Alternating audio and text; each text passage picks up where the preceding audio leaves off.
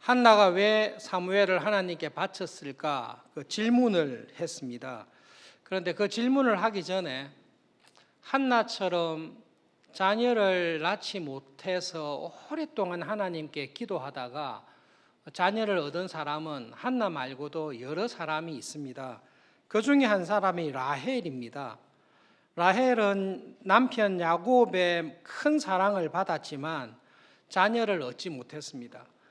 언니인 레아는 자녀를 많이 얻었는데 라헬은 자녀를 얻지 못했습니다. 하나님께서 자기에게 자녀를 주지 않는다는 것을 알았습니다. 온갖 노력을 다 기울였는데도 자녀를 얻지 못했습니다. 언니와 경쟁해서 이기기 위해서 자기의 시녀 빌하를 남편에게 보내서 아들을 얻었습니다. 단이라고 이름 지었습니다. 나의 억울함을 풀어주시려고 나의 호소를 들어서 아들을 주셨습니다. 그것이 단의 의미입니다. 하나로 만족할 수 없어서 또 빌하를 통해서 아들을 얻었는데 납달리라고 이름 지었습니다. 납달리라고 이름 지었을 때 라헬의 마음이 있는데요. 내가 언니와 경쟁해서 이겼다. 그것이 라헬의 마음입니다. 자녀를 얻지 못했던 라헬의 마음에는 언니와의 경쟁에서 지는 것, 그리고 자녀를 놓지 못하는 억울함, 원통, 그런 것들이 가득 차 있었습니다. 요셉을 출산하고 난 다음에 하나님께서 나의 부끄러움을 씻어주셨다. 그래서 요셉을 애지중지하여 키웠습니다. 라헬은 이렇게 하나님의 은혜를 간절히 구하고 남편도 기도하고 자기도 간절히 기도해서 아들들을 얻었을 때에 이 아들들을 하나님께 드리지는 않았습니다. 한나는 하나님께 간절히 기도해서 사무엘을 얻었는데 이 얻은 아들을 하나님께 드렸습니다. 그래서 교인에게 질문했습니다. 한나는 그렇게 힘들게 얻은 아들을 라헬처럼 평생 자기 자녀로 삼으면 될 텐데 왜 하나님께 드렸냐? 질문을 하자마자 대답이 나왔습니다. 서원을 했잖아요. 하나님께 서원을 했으니까 그 서원대로 드렸습니다. 라는 대답이었습니다. 이민교회에서 목회를 배우고 교회를 섬길 때에 지금은 소천하셨습니다마는 그 담임 목사님과 중환자들의 신방할 때에 들어 따라갔습니다. 병원에서조차 치료할 수 없는 그 터미널 상태에 있는 최종 상태에 있는 환자를 신방하셨을 때 담임 목사님께서 그분이 하셨던 말씀을 아직 기억하고 있습니다. 목사님께서 그 환자에게 이렇게 말씀하셨습니다. 집사님, 지금 우리가 압니다. 이 병은 병원에서도 고칠 수 없고 현대과학기술로도 고칠 수 없다는 것 압니다. 그러니 신방을 마지막으로 갔죠. 그런데 집사님, 담임 목사님의 말씀입니다. 그런데 집사님, 내가 캐나다에서도 목회를 하고 이쪽 LA에서도 목회를 하는 가운데 경험한 것이 있습니다. 모든 것이 불가능할 때에 하나님께 서원 기도를 해보십시오. 하나님, 이 병은 하나님 말고는 아무도 못 고칩니다. 쉽게 말하면 기적이 아니고서는 저는 회복이 안 됩니다. 하나님께서 기적적으로 저에게 건강을 회복시켜 주시면 제가 남은 삶을 하나님을 위해서 정말로 교회를 사랑하며 믿음으로 살겠습니다. 하나님께 서원 기도를 해보십시오. 모든 환자에게 그 말씀을 하시지는 않았습니다. 그러나 감동 주시는 대로 환자들에게 서원 기도를 하시고 그 서원을 꼭 지키라고 말씀을 하셨습니다. 저의 경험으로 그 같은 교회에서 신앙생활을 하던 교인 가운데 열심히 신앙생활을 하던 분이 계셨는데요. 그분이 그 서원 기도의 은혜를 경험한 분입니다. 하나님, 저에게 10년만 더 살게 해주시면, 자녀들을 볼 때에 자기를 볼 때 하나님이 10년만 더 살게 해주시면 정말로 믿음으로 살겠습니다 했는데 10년 이상 사셨습니다. 그리고 다시 그때 병이 재발하셨죠. 그때 그 집사님께서는 하나님께서 나에게 내가 10년을 부탁했는데 15년을 할 걸, 웃으시면서 15년을 할 걸, 지금 12, 13년 넘어가는데 그래도 만족하고 감사합니다. 자기가 서원한 대로 하나님께서 주신 생명을 감사하며 믿음으로 사는 분들이 계셨습니다. 그리고 목사님을 통해서 들은 이야기인데요, 서원을 하여 치료가 되었습니다. 건강을 회복했습니다. 그런데 건강을 회복하고 사업이 잘 될 때에 서원한 것을 지키지 않는 교인이 있었습니다. 저렇게 살면 위험한데 하나님 앞에 서원한 것은 지켜야 되는데 걱정하던 가운데 뜻밖의 다시 재발하여 더 이상 회복하지 못하고 실제로 마감하게 되는 그런 교인의 이야기도 들었습니다. 하나님 앞에 서원한 것은 지키셔야 됩니다. 하나님께서는 서원한 것을 들으시고 그 서원한 대로 믿음으로 순종하는 사람을 기억하시고 반드시 은혜를 베풀어 주십니다. 왜 사무엘을 하나님께 다 드렸습니까? 서원했기 때문입니다. 한나는 최소한 그런 믿음이 있는 사람입니다. 그런데 우리의 질문이, 서원했기 때문에 사무엘을 하나님께 다 드렸는데 어떤 마음으로, 어떤 심정으로 한나는 사무엘을 하나님께 드렸을까입니다. 같이 살고 싶은데 젖될 때까지 길렀으니까요. 거의 모든 학자들이 동의하기로는 그 당시에는 만 3년까지 젖을 먹인 걸로 나와 있습니다. 우리나라 나이로 치면 4살이나 5살쯤 되겠죠. 우리나라 나이로 8살이 될 때까지 젖을 먹이며 집에서 다 키우고 애지중지 사랑을 했습니다. 그런데 하나님께 드려야 되는 상황이 됐습니다.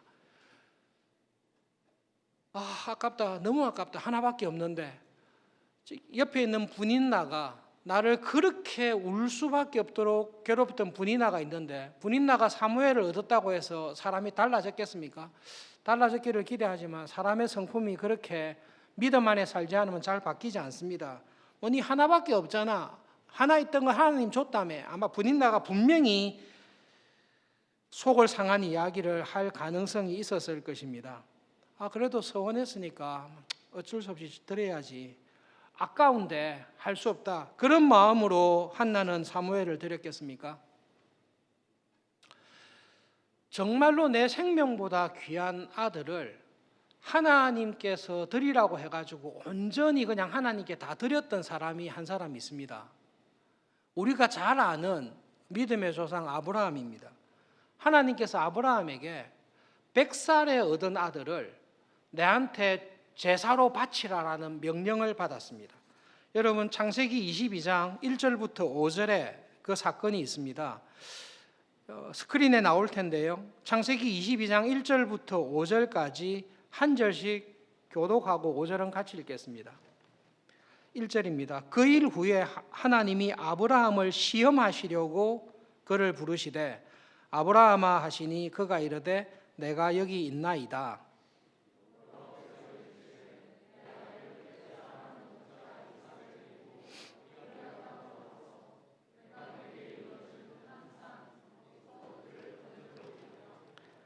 아브라함이 아침에 일찍이 일어나 나귀의 안장을 지우고 두 종과 그의 아들 이삭을 데리고 번제에 쓸 나무를 쪼개어 가지고 떠나 하나님이 자기에게 일러주신 곳으로 가더니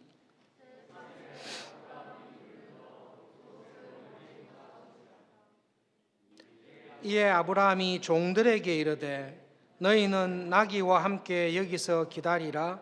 내가 아이와 함께 저기 가서 예배하고 우리가 너희에게로 돌아오리라 하고, 하나님께서 어느 날 갑자기 나타나셔서 이삭을 죽여서 제물로 바치라라고 이야기했습니다. 아브라함이 어떻게 합니까? 즉각 순종합니다.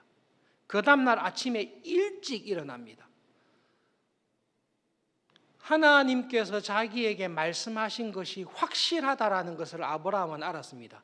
이게 마귀의 시험도 아니고 개꿈도 아니고 하나님께서 나에게 나타나셔서 이것이 하나님의 뜻이다라고 말씀하셨을 때 아브라함은 무조건 즉각 순종합니다. 그 다음날 아침에 일찍이 일어나 이삭을 죽이기 위해서, 하나님께 바치기 위해서 떠납니다. 한나가 사무엘을 하나님께 드렸습니다. 왜 드렸습니까? 하나님께 서원했기 때문에 바로 드렸습니다. 그런데 아브라함이 이삭을 하나님께 바칠 때에 어떤 마음으로 바쳤겠습니까? 여러분, 이삭은 지금 산에 올라가서 번제의 제물을 태울 수 있는 나무를 이삭이 어깨에 지고 갑니다. 아브라함이 지고 가는 게 아니라 이삭이 지고 갑니다. 그 정도로 이삭이 장성했습니다. 최소한 티네이저는 됐을 것입니다. 15살 내지는 하이틴 정도의 나이는 되었을 것입니다. 아브라함이 이삭을 하나 얻어서 14, 15년 이상 동안 이삭을 그렇게 사랑하면서 자기의 모든 것을 물려줄 귀한 아들로 그렇게 살아왔는데 하나님께서 갑자기 이삭을 바치라고 하는 것입니다. 아브라함은 즉각 순종합니다. 그런데 아브라함이 이삭을 바칠 때에 어떤 마음으로 이삭을 바쳤겠습니까? 아까워 죽겠는데 억지로 바치겠습니까? 아니면 이 이삭을 바치라는 게 확실한데 순종 안 하면 하나님께서 벼락과 저주를 하지 않을까라는 공포 속에서 바쳤겠습니까? 아브라함의 믿음을 보시면 그 말을 듣고 그 다음날 아침에 일찍 무조건 순종하는데요, 3일을 갑니다. 3일 길을 걸어가면서 아브라함이 어떤 심정으로 이삭을 바치는지가 성경에 딱 기록되어 있습니다. 히브리서 11장 19절 말씀이 있습니다. 이 스크린에 나올 텐데요, 3일 길을 가면서 아브라함 마음에 이 마음이 들었습니다. 히브리서 11장 19절 함께 읽겠습니다. 그가 하나님이 능히 이삭을 죽은 자 가운데서 다시 살리실 줄로 생각한지라. 비유컨대 그를 죽은 자 가운데서 도로 받은 것이니라. 이 구절에 대해서는 여러 번 설명했기 때문에 더 이상 설명하지 않겠습니다. 3일 길을 가는 동안 아브라함 마음속에 어떤 확신이 있었는가 하면 이전에 하나님께서 이삭을 통해 하신 약속이 있고 지금 하신 명령이 있고 이 하나님의 말씀에 순종할 때에 내가 이삭을 죽이더라도 하나님께서는 이삭을 살리신다라는 하나님에 대한 확실한 믿음이 3일 길을 걸어가는 동안에 아브라함 마음에 딱 정리가 됩니다. 스크린에 여러분 창세기 22장 5절 말씀이 다시 나올 텐데요, 이 5절 말씀을 주목해서 보십시오. 아브라함이 두 종에게 이야기합니다. 너희들은 여기서 기다리라. 나는 지금 이삭을 데리고 올라가서 이삭을 죽일 것이다 라고 이야기하면서 아브라함이 종들에게 이르되 너희는 나귀와 함께 여기서 기다리라. 내가 아이와 함께 저기 가서 예배하고 아이와 함께 우리가 너희에게로 돌아오리라. 이게 아브라함이 이삭을 바칠 때의 믿음입니다. 사환들에게 이 이야기할 때에 그냥 속이려고 했다 아니라 아브라함은 이삭을 바치러 올라갈 때 이 믿음이 있습니다. 히브리서 11장 19절에 나와 있는 하나님에 대한 믿음이 3일 길을 이삭과 함께 걸어가면서 하나님께서 왜 바치라고 했을까? 바치라고 한 게 확실하니까 무조건 적극적으로 순종합니다. 그런데 이삭을 바치는 아브라함의 마음속에 무엇이 있는가 하면 이삭을 주신 분도 하나님이시고 이삭에게 약속하신 분도 하나님이시고 이삭을 통해 큰 일을 이루겠다고 말씀하신 분도 하나님이시기 때문에 내가 하나님의 말씀에 순종하여 이삭을 죽이면 하나님은 반드시 이삭을 살리실 것이라는 하나님에 대한 믿음을 가지고 딱 갑니다. 그리고 모리아산에 올라가서 아브라함이 이삭을 제사를 바칠 때 주저함이 없습니다. 이 믿음 안에서 이삭을 기꺼이 즐겁게 순서대로 쫙 바치는데 이 순서가 너무 빠르니까 지체함이 없이 너무 빨리 가니까 이삭을 죽이려고 할 때 하나님께서 다급하셔서 아브라함아 아브라함아라고 막으십니다. 아브라함은 이삭을 드릴 때에 억지로 드리지 않습니다. 내한테 이렇게 좋은 거를 왜 뺏어가지? 이거 안 드리면 심판하겠구나라는 두려움 속에 드리지 않습니다. 믿음 안에서 드립니다. 한나가 사무엘을 하나님께 드릴 때 한나에게도 똑같은 믿음이 있습니다. 아브라함에게는 3일이 걸렸는데요, 한나에게는 3년 이상의 세월이 걸렸습니다. 평생에 가지고 싶었던 복된 아들을 얻었습니다. 이 아들을 만 3년 동안 키우면서 한나가 계속 생각했을 것입니다. 하나님께 드려야 되나 말아야 되나. 또 하나님 앞에 간절히 가서 철회하고 금식하여 하나님 한 수만 물러주십시오. 드리겠다고 했지만 하나님은 은혜의 하나님이시지 않습니까? 제가 키우겠습니다. 키우고 싶습니다. 부모로서의 갈등이 있었겠죠. 그런데 아브라함이 3일 걸린 일을 한나는 젖을 뗄 때까지 계속 하는 가운데 한나의 마음이 이런 믿음이 들었을 것입니다. 이 아들을 누가 주셨습니까? 하나님께서 주셨습니다. 내가 이 아들을 사랑하고 잘 키울 자신이 있습니다. 내가 할 수 있는 모든 것을 다 줄 수 있는 마음이 있습니다. 그런데 이 아이를 창조하셔서 이 아이를 나에게 주신 하나님께서는 내가 이 아이를 서원한 대로 하나님께 드리고 하나님께 맡기면 하나님께서 내가 이 아이를 사랑하는 것보다 더 사랑하실까? 그럴 것 같습니다. 내가 이 아이를 보호하고 이 아이를 도와주는 것보다 이 아이를 하나님에게 온전히 맡기면 하나님께서는 나보다 더 이 아이를 도와주시고 은혜를 베풀어 주실까? 그럴 것 같습니다. 내가 이 아이를 성공하기 위해서 내가 맡는 것보다 이 혼란한 시기에 온전히 하나님께 맡겨서 하나님께서 기적으로 주신 아들입니다. 하나님이 원하시는 대로 하나님의 사람으로 귀하게 써주십시오라고 했을 때 이것이 이 아이에게 행복이 될까 불행이 될까를 생각할 때에 내가 이 아이를 맡아서 나의 기쁨을 누리고 살기보다 하나님께 이 아이를 서원대로 드리는 것이 하나님께서는 더 큰 은혜와 복을 주실 것이라는 믿음이 한나에게 있었을 것입니다. 한나가 사무엘을 하나님께 드릴 때에 아깝습니다 이렇게 드린 것이 아니라고 믿습니다. 이 서원했는데 안 지키면 저주를 받고 심판을 받을 거라는 두려움에서 드린 것이 아니라 하나님 이 아이를 온전히 하나님께 맡깁니다. 하나님의 은혜와 사랑으로 하나님의 사람으로 이 아이를 써주십시오.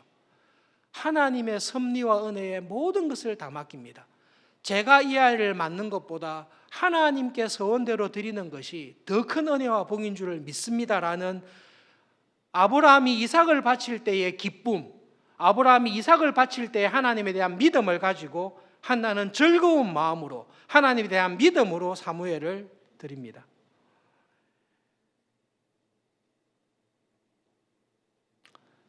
여러분 신앙생활은 하나님께 무엇을 구하고 하나님께서 주신 것을 은혜로 받는 것입니다. 그런데 하나님께 은혜로 받는 것보다 하나님께 받은 것을 가지고 하나님께 드리면서 살아가는 것이 더 복되고 그것이 참 믿음의 생활입니다. 여러분 우리가 이 세상에 올 때에 여러분들 이 세상에 올 때 가지고 오신 거 있습니까? 적신으로 발가벗은 몸으로 손에 아무것도 가진 거 없이 우리는 이 세상에 태어났습니다. 우리의 생명은 부모님으로부터 육체의 생명은 부모님으로부터 받았습니다. 우리가 영적으로 거듭나서 하나님의 자녀가 되는 이 영적인 생명은 예수님의 십자가의 죽으심과 하나님의 무조건적인 사랑으로 하나님께로부터 받았습니다. 내가 가지고 있는 모든 것인 하나님께서 주신 은혜입니다. 태어날 때 가지고 있는 재능이 있고 달란트가 있습니다. 내가 쌓은 지식이 있고 실력이 있습니다. 건강이 있습니다. 내가 입고 있는 옷과 물질과 사회적인 지위와 모든 것이 사실은 하나님께서 그리고 내 곁에서 나를 도와줬던 모든 다른 사람들의 사랑의 수고로 내가 모든 것을 가지고 있습니다. 하나님 앞에 내 삶을 돌아보십시오. 하나님께 받지 않은 것이 있습니까? 모든 것을 다 하나님께 받았습니다. 하나님 내가 기도해서 사무엘을 얻었습니다. 이 사무엘은 내 것으로 삼겠습니다. 그것이 신앙이 아니라 하나님 생각해 보니 사무엘도 하나님이 창조하신 선물입니다. 그러니 하나님의 뜻을 이루는 하나님의 아들로 하나님께서 사용해 주십시오. 제가 사무엘을 받았을 때의 기쁨보다 하나님의 그 은혜와 믿음을 믿고 사무엘을 하나님께 온전히 드리는 이 기쁨이 저에게는 사실 더 기쁘고 더 감사합니다. 그 믿음이 있습니다. 한나는 사무엘을 드릴 때 하나님 사무엘과 같은 위대한 아들을 드립니다. 그렇게 드리지 않습니다. 젖된 아이가 얼마나 훌륭하겠습니까? 그저 평범한 아이입니다. 하나님 이 아이가 어떻게 될지 모릅니다. 그러나 하나님의 은혜를 믿습니다. 하나님의 능력을 믿습니다. 하나님이 원하시는 대로 하나님이 주신 이 아들을 주의 뜻대로 써주십시오라고 이름 모르는 한 여인이 나에게 주신 은혜에 감사하여 그 아들을 하나님께 온전히 드렸습니다. 그리고 이 어머니는 평생에 나는 이 아들을 뒤옆에서 후원하며 기도하며 살아가는 어머니로 살겠다라는 신앙으로 이 아들을 드렸습니다. 하나님께서 기꺼이 믿음으로 감사함으로 드리는 어머니의 그 믿음을 보시고 그 바친 아들을 전무후무한 하나님의 사람으로 만들어 사용하셨습니다. 그 사람이 사무엘입니다. 구약의 인물들을 보실 때 정말로 하나님이 쓰신 훌륭한 인물들이 많은데요, 사무엘의 삶을 가만히 들여다보십시오. 사사시대의 그 혼란한 시기에 사무엘과 같이 하나님께서 귀하게 쓰신 그런 하나님의 사람도 그렇게 흔치 않습니다. 여러분, 믿음으로 살아갈 때에 하나님께 받은 것이 무엇인지를 돌아보십시오. 그리고 내가 하나님께 받은 것을 가지고 하나님께 무엇을 드렸는지를 생각해 보십시오. 하나님의 나라에 하늘에 쌓아둔 보화, 하늘에 쌓아둔 나의 희생과 내가 드린 것이 무엇인지를 한번 돌아보십시오. 여러분, 신앙생활은 하나님을 알고 하나님께 구하는 것입니다. 하나님께 구해서 하나님께서 주시는 것을 받으면서 살아가는 것이 신앙생활입니다. 하나님을 믿고 신앙생활하는데 하나님께 받은 것이 없는 교인이 있습니다. 그런 사람은 살아계신 하나님을 경험하지 못한 신앙인입니다. 여러분, 창세기부터 주님 재림 때까지 정말로 하나님을 믿고 믿음으로 살아가는 사람의 특징은 일용할 양식을 하나님께 항상 구하는 사람입니다. 그리고 하나님께서 나에게 이 모든 것을 주셨다는 것을 실제로 경험하고 깨닫고 체험하는 사람입니다. 그렇기 때문에 하나님께 그런 은혜를 받은 사람은 내가 가지고 있는 모든 것을 하나님께 기꺼이 즐겁게 드리면서 살아가는 사람입니다. 하나님께서 나에게 주신 제일 큰 은혜가, 제일 큰 선물이 무엇입니까? 매주일 예배 드릴 때마다 십자가를 보듯이 하나님께서는 십자가의 사랑을 통해 하나님의 전부를 내한테 주셨습니다. 하나님께서 주실 수 있는 최고를 주셨습니다. 이보다 더 큰 선물은 없습니다. 그 은혜와 사랑을 내가 받았습니다. 내가 그 은혜와 사랑을 받은 것을 진심으로 압니다. 그러면 하나님, 저의 남은 삶을 하나님께 다 드립니다. 이것이 아깝지 않습니다. 하나님, 제가 하나님께 받은 은혜를 생각할 때에 나의 재능과 나의 물질과 나에게 주셨던 모든 좋은 것들을 가지고 그 은혜에 감사하며 그 은혜에 조금이라도 보답하며 살아가는 그 삶을 기꺼이 살기를 원합니다. 그 일에 있어서 결코 신앙이 떨어지거나 식지 않습니다. 여러분, 한나의 믿음과 신앙을 보면서 나는 하나님께 받은 것이 무엇입니까? 지금 내가 갖고 있는 것 중에 하나님께 받지 않은 것이 무엇이 있습니까? 그렇다면 아브라함이 이삭을, 한나가 사무엘을 감사하는 마음으로 기꺼이 드리듯이 나는 그 하나님께 무엇을 드리면서 살아가고 있습니까? 하나님께 왜 드리지 않습니까? 하나님께 받은 것이 없기 때문입니다. 받은 것이 없는 사람은 예수님께서 말씀하셨듯이, 바리새인 집에 가서 말씀하셨듯이, 하나님께 받은 사랑과 용서가 없는 사람은 집에 들어온 예수님의 발을 씻기지 않습니다. 구원의 은혜를 받았다고 하지만 하나님께 드리는 것이 아깝습니다. 벌 받지 않기 위해서 종교생활할 뿐입니다. 그런 사람은 하나님의 은혜 바깥에 있는 사람입니다. 그러나 하나님의 은혜를 진심으로 경험한 사람은 하나님, 저의 모든 것을 하나님께 다 드리는 것이 저의 기쁨입니다. 저는 하나님을 그렇게 믿습니다. 그 은혜의 자리에 있습니다. 주는 것이 받는 것보다 더 복되다라는 비밀을 압니다. 왜냐하면 하나님은 끊임없이 주시는 분입니다. 끊임없이 주시는 하나님을 아버지라 부르고 그 하나님을 경험한 사람은 끊임없이 주면서 살아가는 사람입니다. 하나님께 드릴 수 있는 대표적인 것이 무엇입니까? 예배입니다. 하나님께서 우리가 드리는 예배에 불만이 많으셨던 것 같습니다. 코로나를 보내주셔서 함부로 하나님 앞에 나와서 마음껏 하나님 앞에 나와서 예배 드리는 일을 하나님께서 자진하셔서 맡고 계십니다. 예배를 드릴 때마다 반성하며 돌아보고 있습니다. 코로나를 허락하시고 코로나의 일정을 통제하시고 코로나를 해결하실 하나님께서 하나님께 드리는 예배를 곤란하게 만들어 놓고 계십니다. 하나님께서 코로나에 지고 있는 것이 아니라 하나님은 코로나를 통해 우리가 드리는 예배를 하나님 앞에서 돌아보라고 말씀하고 계십니다. 가정 예배를 매일 열심히 드리던 교인이 있었습니다. 아침에 일어나면 항상 가정 예배를 드렸습니다.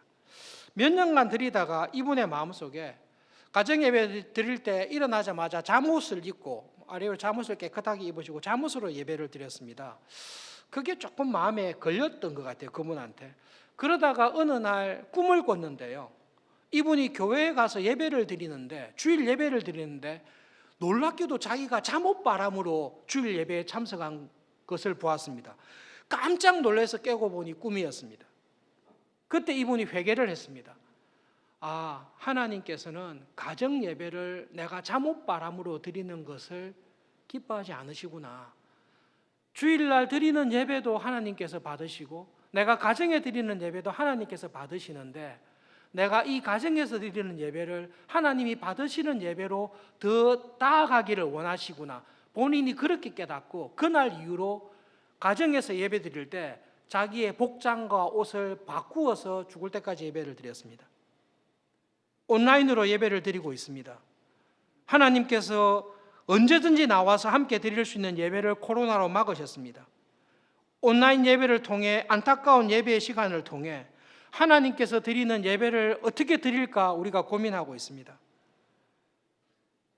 정말로 이 예배 자리를 사모하는 교인들이 많이 계십니다. 매주일 참석할 수 없습니까? 라고 안타깝게 맡고 있는 장로님들께 정말로 매주 오고 싶습니다라고 안타깝게 이야기하는 분들이 많이 계십니다.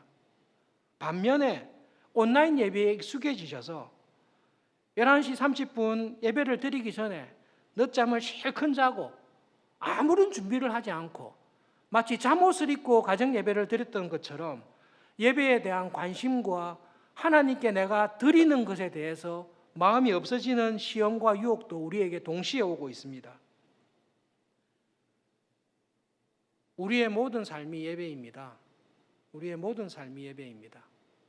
교회에서, 가정에서, 직장에서 내가 만나던 모든 사람들에게 내가 무슨 말을 하는지, 어떻게 행동하는지, 어떻게 살아가는지 그 모든 것을 하나님께서 보시고 우리의 예배를 찾으십니다. 여러분, 하나님께 받은 은혜가 있는 사람은 잠옷바람으로 예배드리지 않습니다. 하나님의 구속의 은혜를 아는 사람은 예배에 자기의 모든 것을 겁니다. 하나님께 구속의 은혜를 받은 사람은 직장에서 살아갈 때에 나의 직장에서의 삶이 예배인 것을 알고 직장에서 하나님께 예배드리는 마음으로 살아갑니다. 이 예배의 은혜가 회복될 수 있도록 하나님 언젠가 가능한 빨리 이 코로나의 어려운 시기를 하나님께서 해결해 주셨을 때에 하나님께서 날마다 서울중앙교회가 드리는 예배를, 날마다 내가 드리는 예배를 기다리고 기뻐한다라고 칭찬하시는 그런 예배를 드리면서 하나님께 은혜를 구하며 살아갈 수 있기를 바랍니다. 하나님께 그런 예배를 드립시다. 내가 있는 모든 곳에서 하나님이 받으시는 예배를 드리며 살아갈 수 있도록 하나님 은혜를 주십시오. 그러한 한 주간이 되기를 바랍니다. 말씀을 기억하며 함께 기도하겠습니다. 하나님, 어느 곳에 있든지 하나님을 신령과 영과 진리로 예배하는 한 주간이 되게 해주십시오. 그리고 윤조한 주혜미 집사님의 딸 윤지수 양을 위해서 기도해 주십시오. 백혈병으로 치료 중인데 항암 부작용으로 급성 췌장염이 오늘 새벽에 갑자기 왔습니다. 중환자실에서 치료를 열심히 하고 있는데요. 하나님, 지수 양이 췌장염에서 회복되고 건강하게 치료될 수 있도록 하나님 은혜를 베풀어 주십시오. 두 가지 기도 제목을 가지고 우리 함께 기도하겠습니다.